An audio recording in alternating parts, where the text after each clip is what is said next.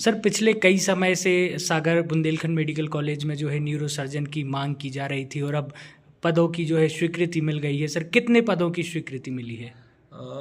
ये मैं जो 1.5 साल पहले जब ज्वाइन किया था तो जो देखने में आया था वो ये था कि यहाँ पर न्यूरो सर्जन के पद नहीं थे। तो हमने आते से ही सबसे पहले हमने इसका एक प्रस्ताव बना के भेजा था और करीब ये 1.5 साल बाद अब अपने को ये पदों की स्वीकृति मिल गई है। ये कुल 3 पद हैं, एक प्रोफेसर का, एक एसोसिएट प्रोफेसर का, एक असिस्टेंट प्रोफेसर का। तो ये जो पद है वो निश्चित तौर पर एक बहुत बड़ी उपलब्धि है, क्योंकि पूरे सागर डिवीज़न के जो भी केसेज अपने एक्सीडेंट के आते थे उनमें कहीं ना कहीं हमें रेफ़र करना पड़ता था उनको, क्योंकि अपने पास न्यूरोसर्जन उपलब्ध नहीं थे हेड इंजरी के केस खास तौर पे। तो चूँकि वो कहीं भोपाल जाते थे, कहीं जबलपुर, कहीं झांसी।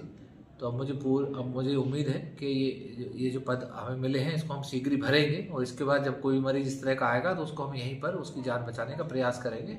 और ये अकेले सागर मतलब सागर शहर के लिए नहीं, पूरे जिले बल्कि पूरे संभाग के लिए एक बड़ी उपलब्धि होगी, जिससे कि हम अपना काम सुचारू रूप से कर पाएंगे और कई मरीजों की जान बचाने में सफल होंगे। सर लगभग ऐसे कितने केस आते होंगे जिनको रेफर किया जाता है? डिपेंड करता है कि मान लो कोई जितने भी एक्सीडेंट केस होते हैं, ट्रॉमा वाले, इस तरह के जो केसेज आते हैं एक्सीडेंट वाले, किसी दिन 5-6 भी ऐसे केस आ सकते हैं, किसी दिन एक भी केस भी आता है। लेकिन हर मरीज की जान महत्वपूर्ण है और हम जितने मरीजों की जान बचाने में सफल हो पाए वो ज़्यादा महत्वपूर्ण होता है। तो ऐसे में जितने भी केसेज आएंगे तो उनको हम निश्चित तौर पर हम यहीं पर उनका ऑपरेशन करके उनको हम यहीं पर उनकी जान बचा पाएंगे। सर कब तक ये जो यहाँ पे न्यूरो सर्जन शुरू होगा? ये बस ये हम अनुसूची वगैरह के लिए हमने पत्र भेज रहे हैं और मुझे लगता है कि अगले 2 माह में ये हमें हम इनके पद भर लेंगे, जितने भी मतलब जो विज्ञप्ति निकाल के उसको भरने की प्रक्रिया पूरी करेंगे।